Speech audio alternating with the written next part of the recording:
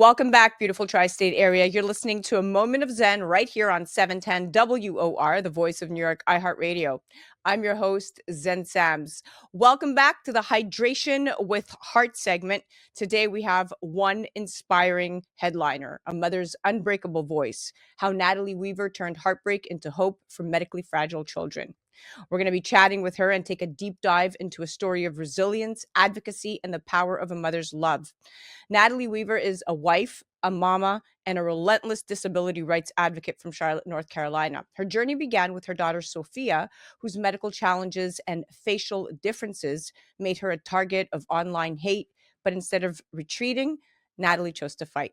She co-founded Advocates for Medically Fragile Kids North Carolina and launched Sophia's Voice, which is a nonprofit dedicated to ensuring equal healthcare access for children with medical complexities. Her advocacy has reached the highest levels, garnering recognition from President Obama and national media, from People magazine to CNN and even the Today Show. Though Sophia passed away in 2019, Natalie continues to amplify her daughter's legacy, fighting for a more inclusive and compassionate world.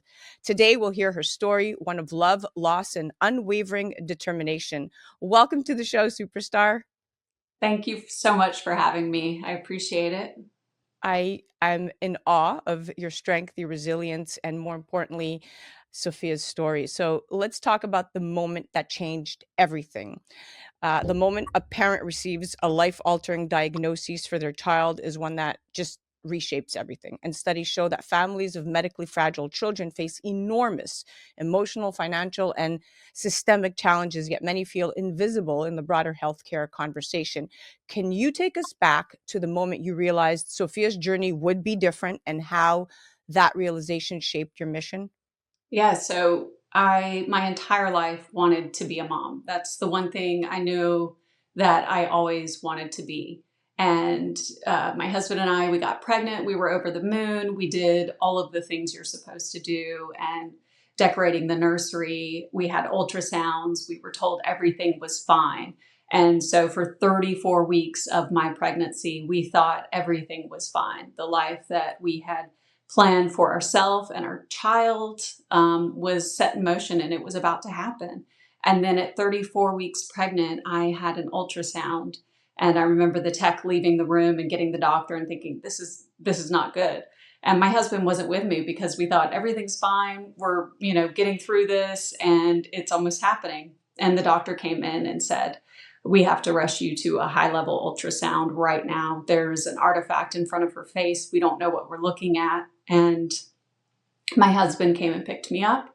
And there we spent 2 hours with two specialists looking at Sophia through an ultrasound. And they finally told us that she would be born with severe facial differences and differences to her hands, her feet, and that she might not be able to breathe on her own or survive birth.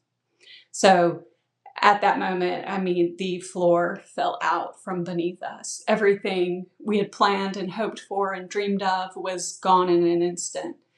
And I just remember being in complete shock and riding home in silence with my husband because I couldn't even gather a sentence. And I honestly did not think I would be strong enough or capable to handle losing a child or to handle being the mother to a disabled child. I didn't think I was strong enough. And there was a moment that I didn't want to continue on. And I had no choice but to face what was to come, which was unknown and scary. And we went through 4 weeks. I made the decision, I'm going to fight. I'm going to be strong for my baby. And we had Sophia, and miraculously, she was able to breathe on her own. And I didn't get to hold her until that night in the NICU. And the moment I held her, I felt the power of unconditional love and the strength that a mother has for her child. And I promised her that I would be the mother that she needed me to be. Wow. Wow. Bringing tears to my eyes. Your ability to channel heartbreak into advocacy is just beyond inspiring. And it's one thing to fight for your own child, but another to take on the battle for so many others like you're doing right now. Let's chat from social media hate to national advocacy, because that's the highlight here. In a world where online platforms have literally become both a megaphone for activism and a breeding ground for cruelty, your experience with cyber hate is unfortunately something many marginalized communities face. The CDC reports that 1 in 4 US adults lives with a disability, yet digital spaces often fail to protect them. So you faced unimaginable hate online because of Sophia's facial differences. What was the turning point that pushed you to not just fight back, but actively work with social media companies to drive real change?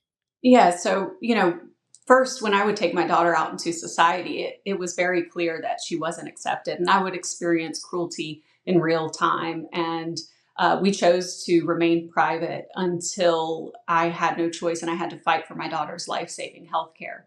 And in order to do that, I had to share our story. And like you said, that exposed us to an extreme amount of hate. I knew people would be unkind, but I did not know the depth of hatred that they would have for me and my child for fighting for her life-saving healthcare.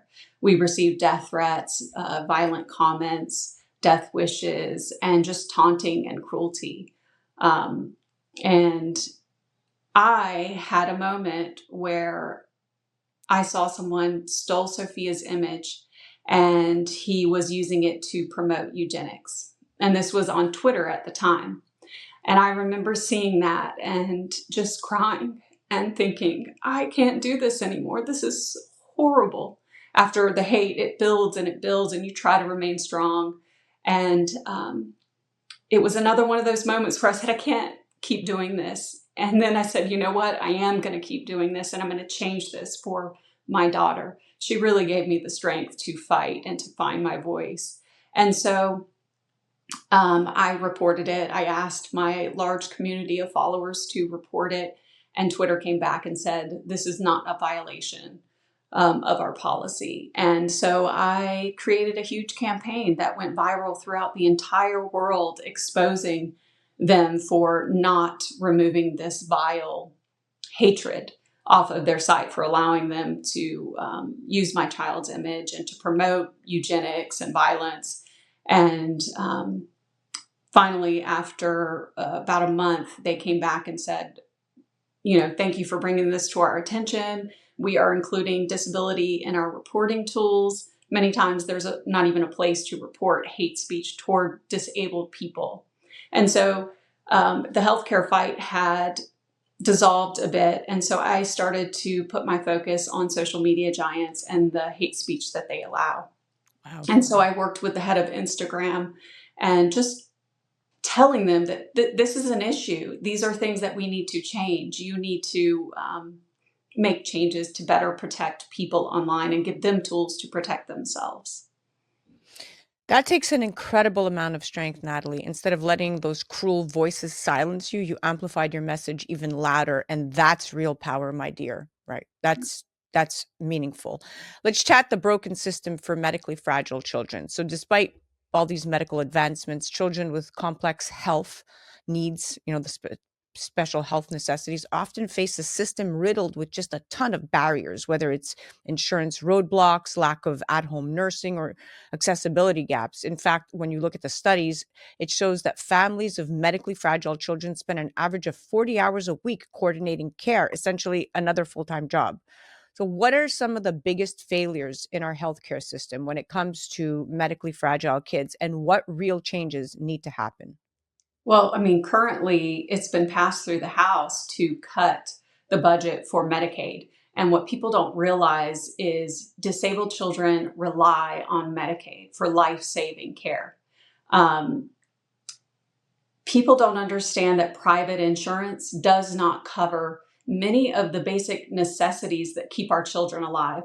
They won't cover wheelchairs and medical equipment, in-home nursing. And a lot of people don't realize that. We had top of the line private insurance, and we would get denials for those types of things. And it's standard that they don't cover care that goes beyond the typical care. And so I hope that people realize how important Medicaid is. They offer programs. It's called a home and community-based service that provides coverage for their private, for the things that private insurance won't, like in-home nursing. Basically, we were able to set up a hospital-like setting in our home so that our daughter didn't have to live in a hospital or an institution. And we need these services. We don't need them taken away. Cutting budgets to Medicaid will put these optional programs at a high risk and these children's lives at a risk. And as you mentioned, parents are able to work, they're able to sleep with these programs, they are able to contribute to society. And if we didn't have these programs, it would actually cost taxpayers more money if our children were forced to live in institutions and hospitals to receive the basic care that they need to survive. Wow. That's so sad. It's staggering to think how much families have to fight just for basic care. I mean, no parent should have to be both a full-time advocate and a full-time caretaker, but that's the reality, right? Yes. So Sophia's legacy lives on. Here we go, mama. I mean, you've done such a great job, but losing a child is an unimaginable pain, but you've continued to make Sophia's name a symbol of change. Her legacy now reaches far beyond what most people accomplish in a lifetime. How does Sophia's voice keep her spirit alive? And what do you hope people take away when they hear her story? Well, first, a lot of people love Sophia and they donate to Sophia's Voice so that I can help other disabled people receive the medical equipment they need, medication, basic necessities. And every time I do that, I feel like I'm sending a little bit of Sophia's love out into the world. But we raise awareness by sharing our story. And Sophia's life has had a huge impact on me. And I want her life to have a huge impact on others so that we can change our views of beauty and just compassion and empathy. That is the most beautiful way to honor her, by the way, by ensuring that children like Sophia are seen, heard, and protected. I mean, her voice lives on through yours, and that's just beautiful and so profound. So let's chat supporting families like yours, right? One of the hardest parts of this journey is that many families feel isolated without a roadmap or any support system. And having been through it yourself, you understand better than anyone what they need. So, for parents currently navigating a medically complex diagnosis for their child, what advice or resources would you offer them? Well, first, I would say look into Medicaid's home and community based services so that they are getting the coverage that they need to keep their child safe and getting all of their basic medical needs met. But my biggest thing is community. And we have the internet, which does really wonderful things and it connects you to people who understand. And having connection during these times, because no matter how many people you have in your life supporting you, it is a lonely place. And when you have parents that understand what you are going through, it changes everything.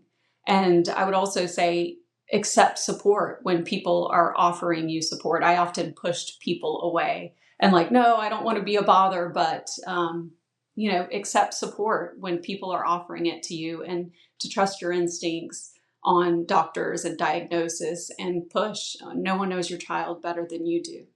That's incredibly valuable, Natalie. I mean, just knowing they're not alone and that there are people fighting for them makes a world of difference. So let's chat exactly that, fighting for change at the national level.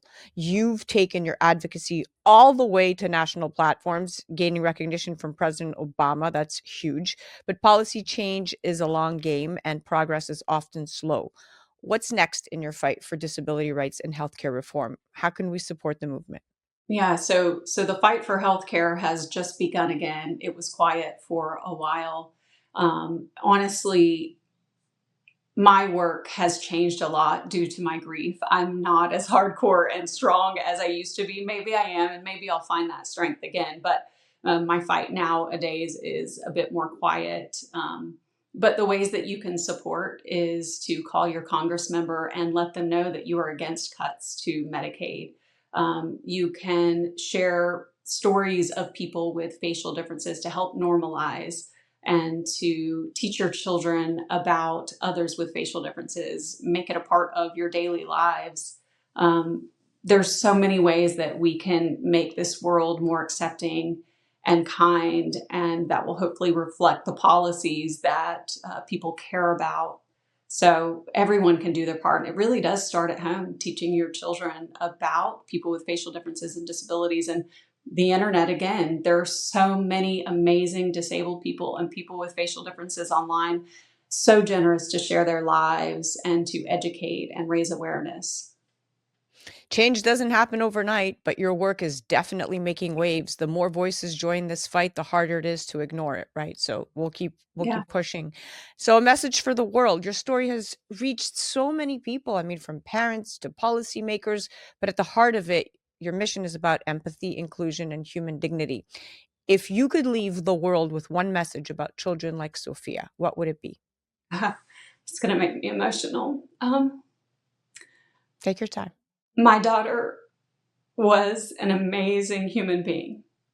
And a lot of people won't get to see that because they look at what's on the surface. But beauty goes far beyond the surface. And when we take the time to get to know someone with facial differences or disabilities or who is not like us, it really opens our heart. It teaches us compassion and kindness and inclusion and acceptance.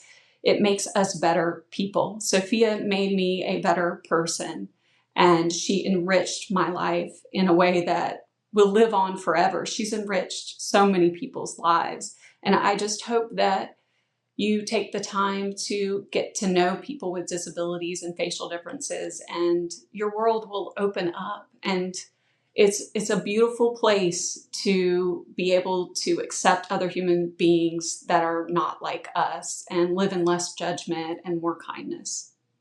That's such a powerful truth, Natalie. And every child deserves love, Yeah. respect, and a fair shot at life. And your work ensures they get exactly that. I'm very, very proud to know you and to have gotten to interview you. I thank you so much for sharing your journey, your wisdom, and more importantly, Sophia's light with us.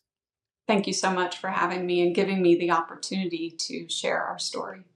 For those of you that want to support Sophia's voice, definitely head to sophiasvoice.com and follow Natalie on Instagram at Natalie C. Weaver. This has been the Hydration with Heart segment brought to you by Once Upon a Coconut, because the best things in life are fueled by love, passion, and purpose. Stay tuned. We'll be right back after this. You're listening to A Moment of Zen right here on 710 WOR, the voice of New York, iHeartRadio. We'll be right back. A Moment of Zen is brought to you by Once Upon a Coconut. Discover the refreshing taste of 100% pure coconut water that actually tastes great. Naturally sweet with no artificial flavors or added sugar. It's packed with electrolytes to keep you hydrated throughout your day. And with 10% of profits going to charity, every sip makes a difference. Pure taste, pure goodness. Experience nature's Gatorade. Visit Once Upon a Coconut or naturesgatorade.com.